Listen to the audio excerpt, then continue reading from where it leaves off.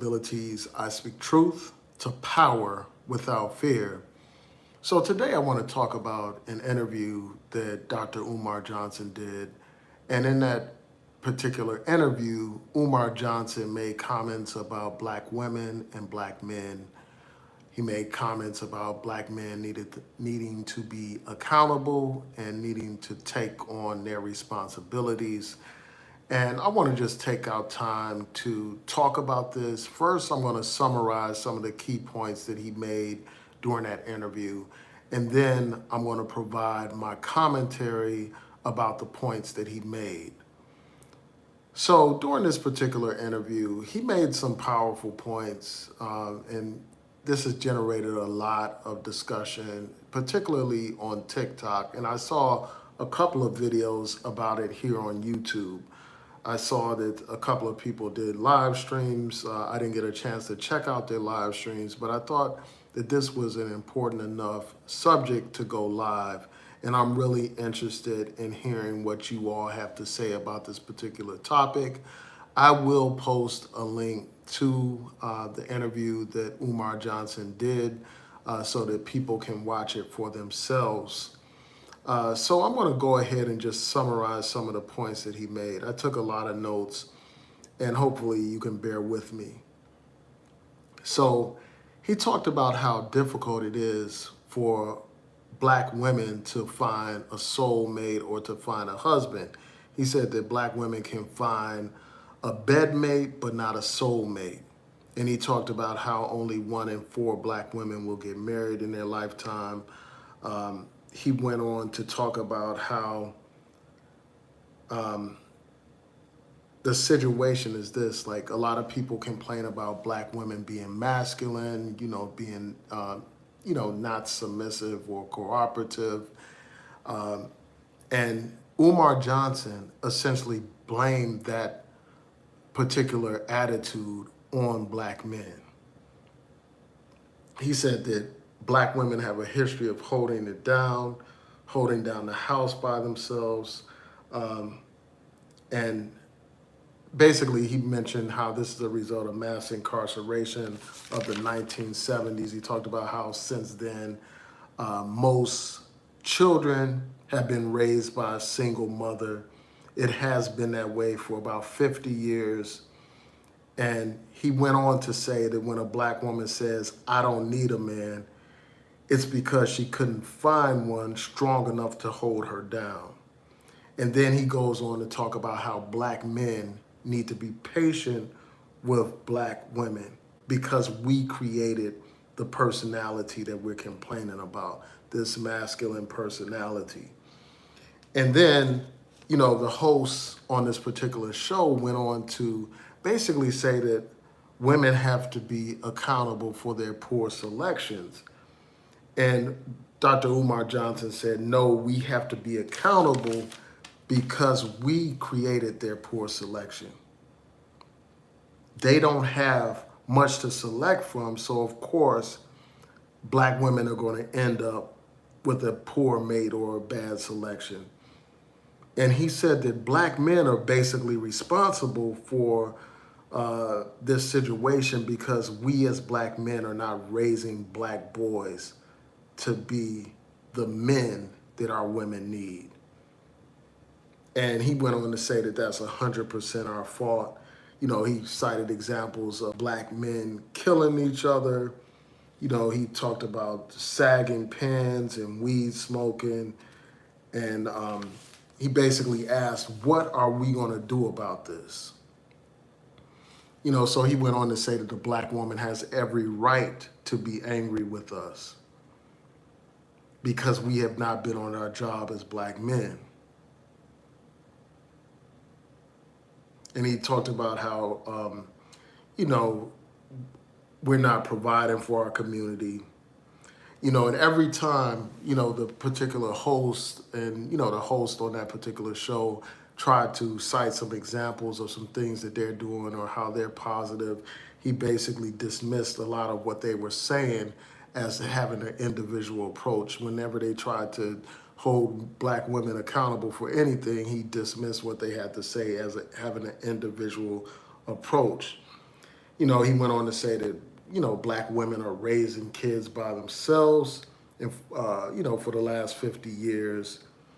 And the minute that black women raise their voice, we're saying that she's not being, they're not being humble enough. And then he talks about how black women became masculine because they've had to survive rape, molestation, and domestic abuse. And he went on to say this, the host was saying, well, they're picking Pookie and Ray Ray.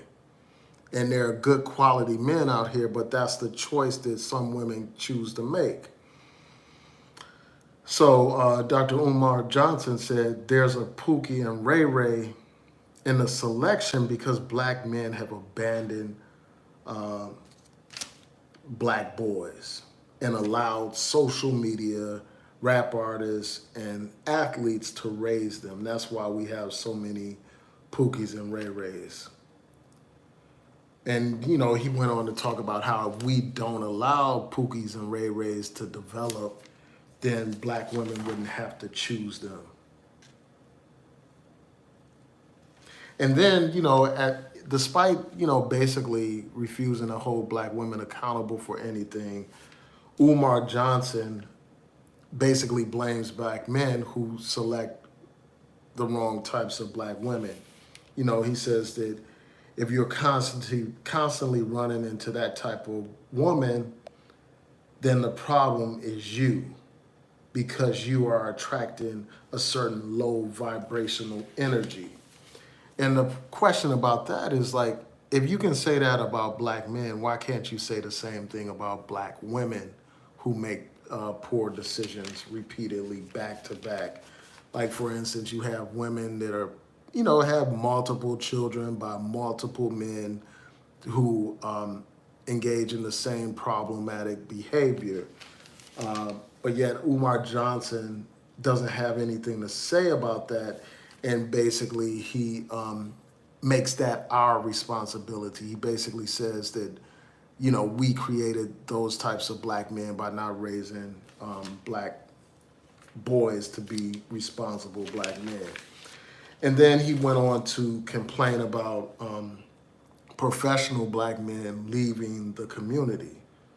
He talks about how they moved out of the hood, they've abandoned black boys, and then we blame black women for the poor choices in mates that they have to choose from.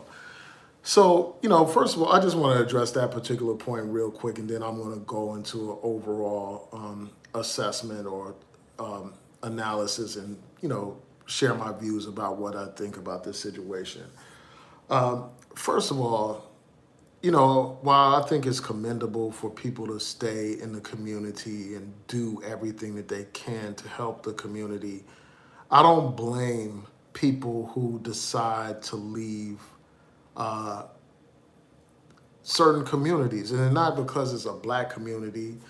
For instance, a community like Baltimore, I don't blame someone who decides, hey, I need to leave here and move somewhere else. They may move because they have better educational opportunities for their children. They may move because it's safer in other communities than here in Baltimore. So I don't blame someone for doing that. I think that in some ways you could say that that's the responsible thing to do, especially if you're raising a family. If you're raising a family, it's the best thing that you can do for your family is to raise your children in a safe environment. Raise them in an environment where they can get a quality education. There's nothing wrong with that. Raise them in an environment where they have opportunities, where they have solid and strong role models. So I don't see anything wrong with that. But I do understand his point, because we have whole communities that do not have any male role models in them. Do not have living, breathing examples of professional black men. In some communities, there are no black men that are professionals, that are doctors, lawyers, or, accountants or scientists and stuff like that. And the only strong images or the only role models that a lot of our young people have in certain communities is the drug dealer, is the entertainer and stuff like that. So I think that he has a point, but I don't blame people and I don't condemn them for deciding to make the best choice for their families. So I had to make that point before I moved on. And the other thing, one of the things that comes up throughout this interview is, Umar Johnson has in the past talked about like the systemic problems that our community faces. And, he does say that part of these problems are due in part to the black man and all that kind of stuff. But most of his discussion leaned heavily on blaming the black man for a lot of the problems that we see in the community. And, even though he cited, problems such as the crime bill, AIDS, and crack, the sad situation is this. Like, instead of blaming the black man solely for a lot of these conditions in our community, we need to focus on the system of white supremacy and its role in our current situation. And I'm going to go into that a little bit more, but we have to look into that. And, I'll discuss that a little bit later. Shout out to Fredro. Thanks for tuning in. I appreciate it. So let's go into this discussion. Often you have this discussion about individual responsibility versus collective responsibility. Shout out to Queen. Thanks for tuning in. Queen Fatima, I appreciate it. So you have to have a balance between personal responsibility and collective responsibility. Often you will have the conservatives, for instance, overemphasize individual responsibility and neglect the role that society plays in improving the lives of people, or neglect the role that government can play in improving the lives of people. And then on the flip side of that, you have people that solely focus on what the government can do, focus solely on collective responsibility and all that kind of stuff. And that's a problem too. And I think that one of the issues with what Umar Johnson was saying is that he focused heavily on collective responsibility, but neglected individual responsibility. He collectively blamed black men for the conditions in our community.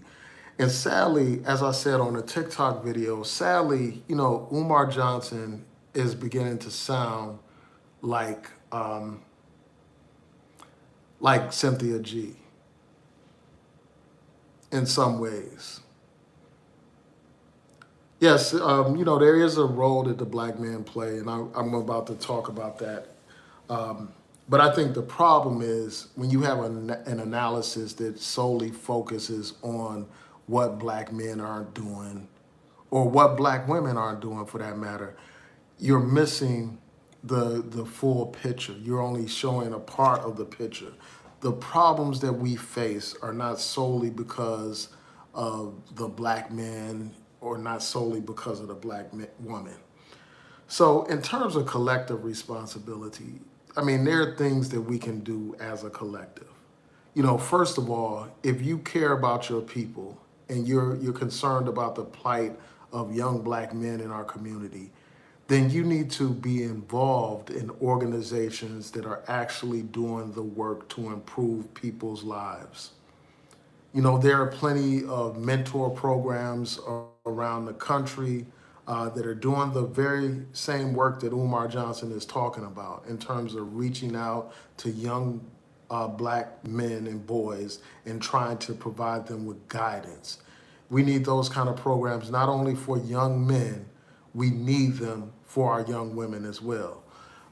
So there are programs that are doing this, where they're having manhood lessons and all that kind of stuff. We need to be about promoting those types of programs, celebrating those kind of programs, getting involved in those programs, and being mentors ourselves, supporting our community.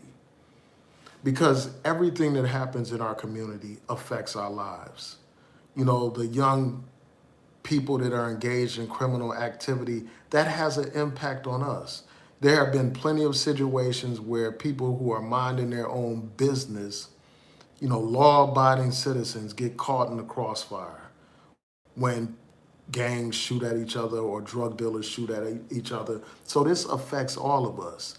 And we need to do everything that we can to improve the lives of people in our community by getting involved and engaged in organizations that are doing the work.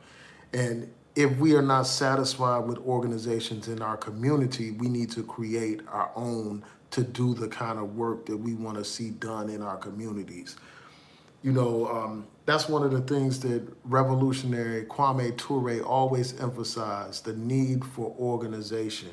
We cannot improve our situation if we're not organized. And if we can't donate our time, we need to donate our money. We need to support these particular organizations that are doing the work. The other thing is this: we need to be fully engaged in the political process as well. I mean, unfortunately, people like Umar Johnson have dismissed the significance of politics. They have written it off. But it is through policy that you are able to affect and impact people's lives. Laws make differences in communities. So we need to be about setting an agenda, holding our elected officials accountable to that agenda, and making sure that they enact the kind of laws that we need to see in order to improve our community. Because, as I mentioned before, a lot of these problems are systemic.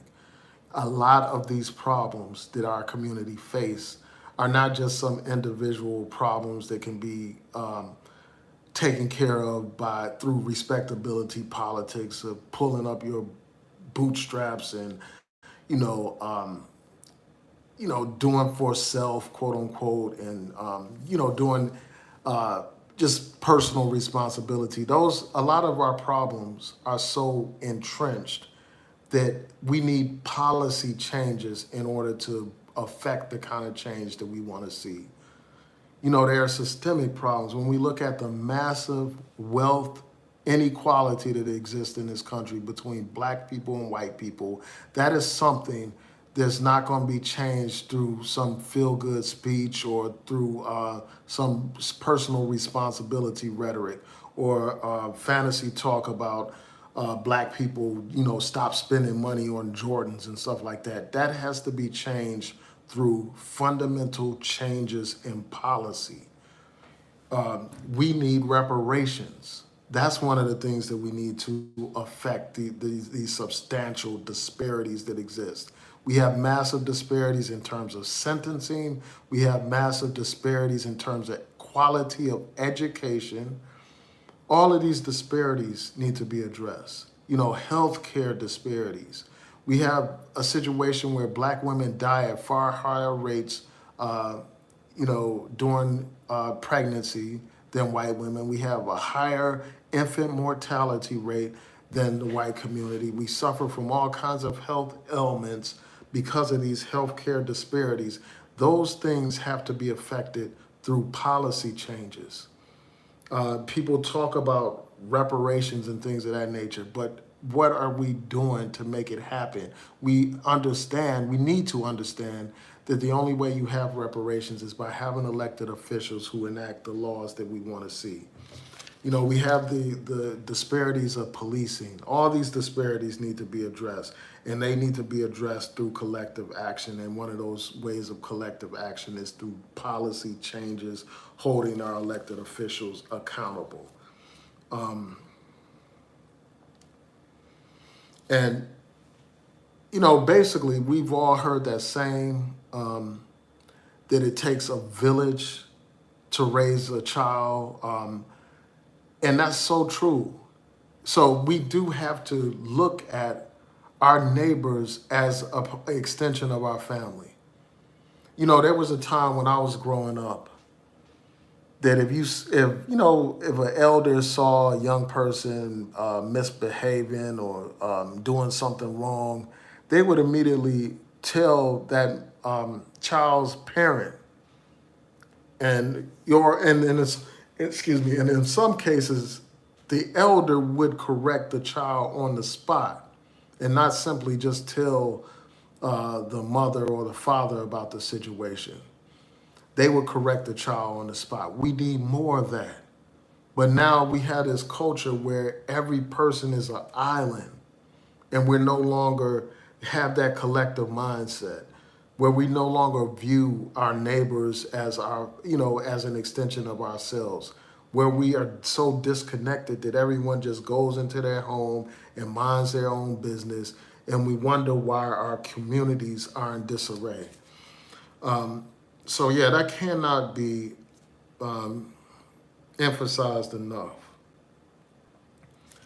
So you have collective responsibility on that side. And then on the other side, you have individual responsibility. And this has to be addressed, and of course, like with respect to the Pookies and Ray Rays and stuff like that, let's talk about that for a second. First of all, we need to move away from a lot of these stereotypes that we hear. Like, first of all, I don't accept the idea that most black women are masculine. I don't accept the idea that most black women have an attitude problem and stuff like that. So we got to stop promoting those kind of stereotypes. We got to stop promoting the stereotype that the majority of black men are quote unquote pookies and ray rays and stuff like that, and up to no good and trifling and all that kind of stuff, and that black women don't have any choices. The fact of the matter is there are plenty of good black men who are doing right, who are striving and hard working and all that kind of stuff. There are plenty of them. So I think we need to stop promoting these stereotypes about black men.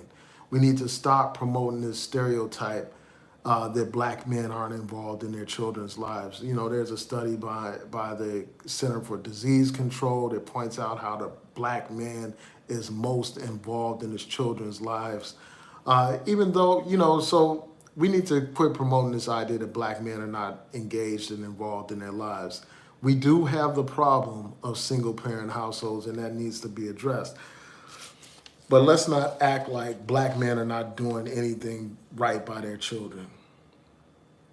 And instead of blaming other black men for the so-called pookies and ray rays in the community, other black men who are not their biological fathers, you need to look at that father of those children first. It is that father's primary responsibility to take care of his kids. Instead of pointing your finger at black men that did not bring those kids into the world, you need to focus on the fathers who brought those kids in the world. We need to be focused on making sure that they are actively involved and engaged in their children's lives. That's where accountability needs to come into play. And we need to hold ourselves accountable for the children that we have and the choices that we make.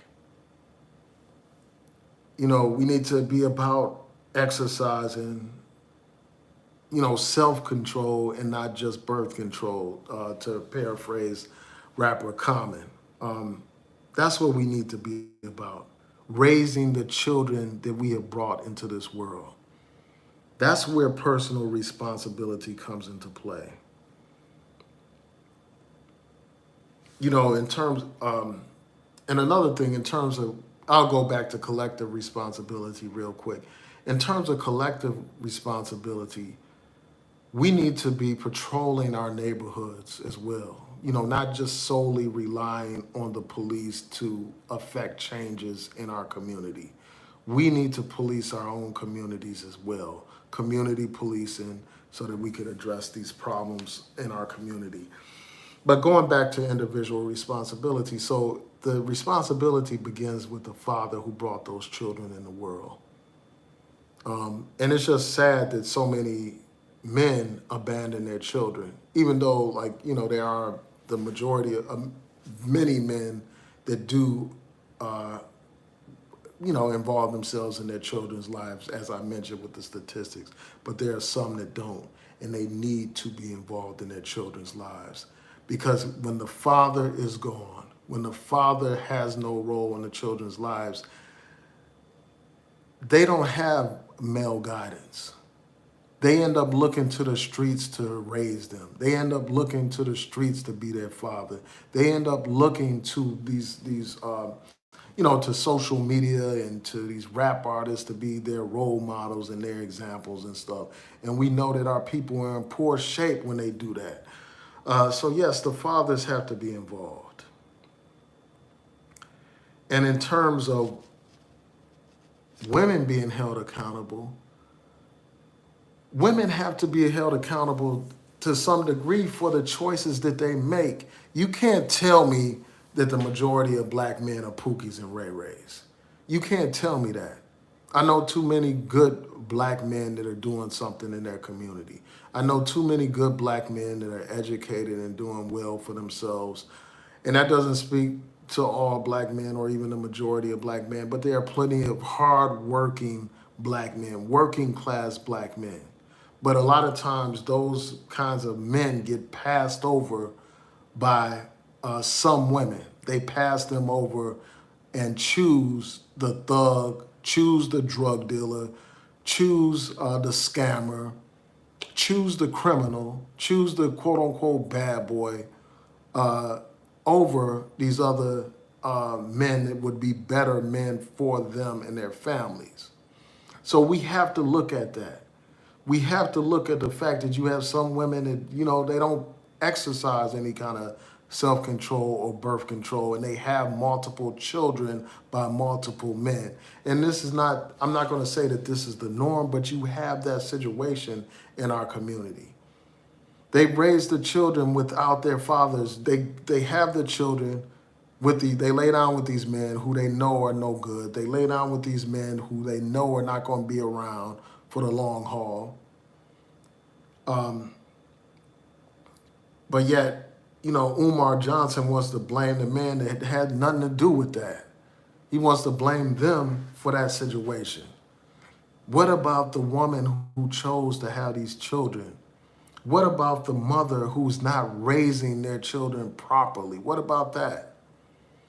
As I mentioned in another video, I saw this interview that one of my favorite YouTubers, Pinheads Blackson, had posted, where this mother in Baltimore had a son who brought a gun to school, had a gun, an illegal gun, and got caught up in a situation. I think he either went to jail or got shot or something like that. But this mother refused to take any kind of responsibility for her son's behavior, even though that son was living in her household, even though that son was a high school kid. She refused to take any responsibility for his behavior, made excuses for him, made excuses for her failure to act. And we have that too often. She needs to be held accountable for what she did. And too many of our women don't want to be held accountable for anything at all. So, I believe in holding men and women accountable. That's what we need to do. Going back to the men, unfortunately, too many of our men had this player mentality where they don't believe in any kind of commitment to a woman. They are operating on an animal level, just like how animals in the jungle or in the forest, they will have, they will procreate and keep it moving. They'll impregnate the mother, the lioness or whatever, for instance, in the jungle, and just abandon the kid, abandon the kids. And there are other male species that do that. And too often you have men that do that do not take care of their responsibilities and stuff. And then the last thing I want to mention is, one of the last things I'll mention is that Umar Johnson made a point about how, he encourages black people to marry black people, whether here in America or from, the islands or from Africa. And he pointed out how if an American black woman marries an African man, then she's not going to be able to come to that particular African man with the same kind of attitude that she presents to African American men. And and he went on to suggest that black men need to be patient with, black women that have these attitude problems, or black women that are quote unquote masculine. And again, I don't think that these are traits of the majority of black women. I think, again, we need to move away from these stereotypes, but for some women, that is true. Some women do have those characteristics. So my point is, like, I don't think we should have to tolerate bad behavior from any woman. Like, we don't have to tolerate or be patient with a woman who's disrespectful, to a woman that doesn't have any kind of respect for a man, doesn't know how to treat a man, based on some past situations that this woman has been involved in. A man doesn't have to tolerate that, and you certainly shouldn't have to tolerate it simply because this woman is black.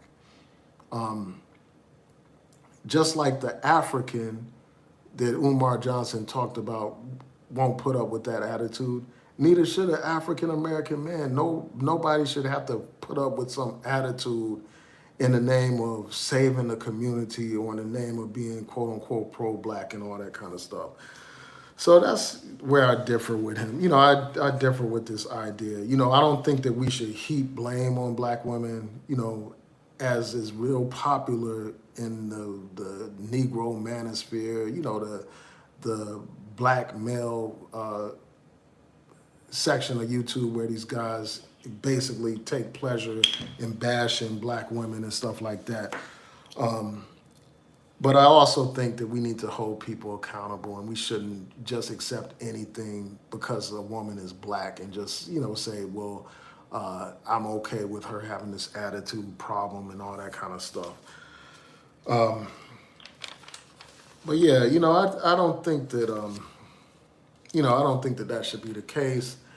And I think that instead of blaming everything on black men and women, we need to look at the system and what it has done to our community, its role in castrating the black man economically, its role in, taking away opportunities from black people, subjecting black people to substandard education, thereby reducing the standards or the opportunities of black men in particular, and the black community in general. And Malcolm X broke this down years ago when he said, if you live in a poor neighborhood, you're going to get a poor education, and you're going to end up with a poor job or no job and live in a poor neighborhood. And that cycle repeats itself over and over again. And that's what we have. These issues need to be addressed. If many black men are not in a position financially to provide for a family, guess what? They're not going to build family.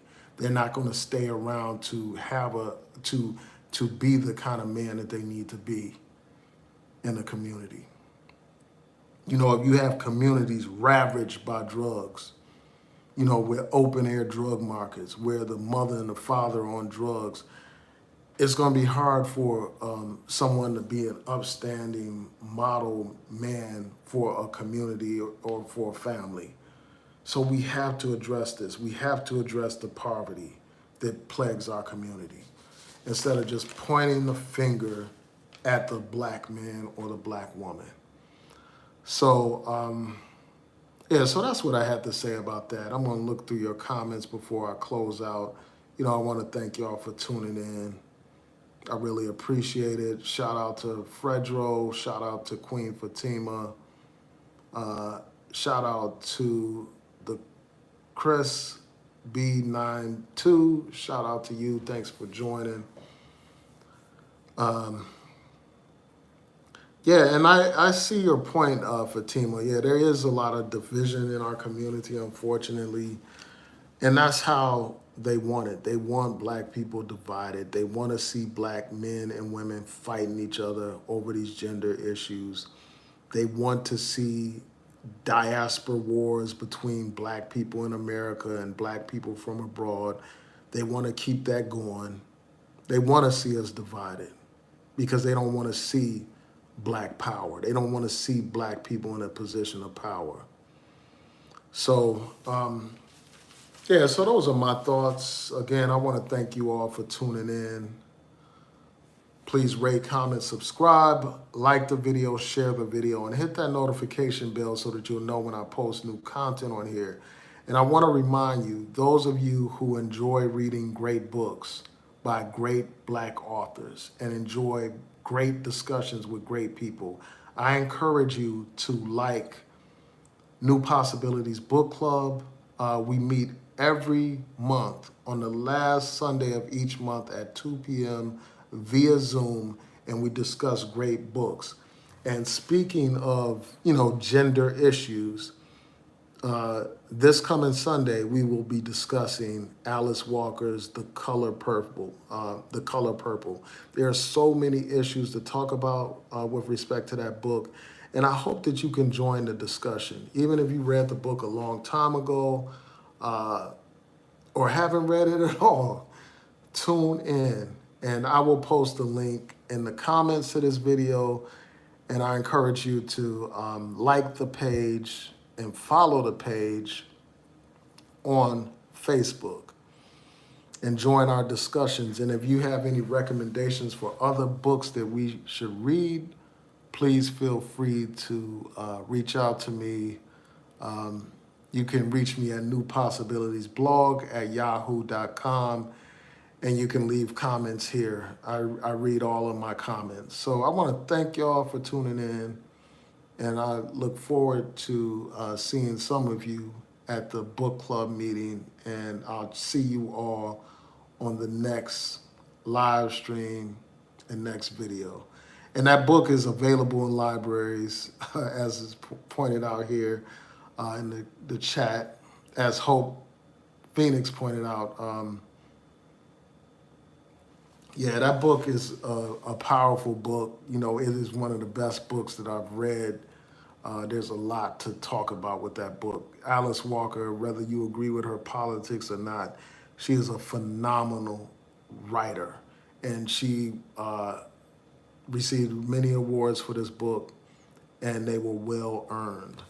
So peace and blessings, everyone. Have a great evening. And remember to hit that notification bell so that you'll know when I post new content. Peace.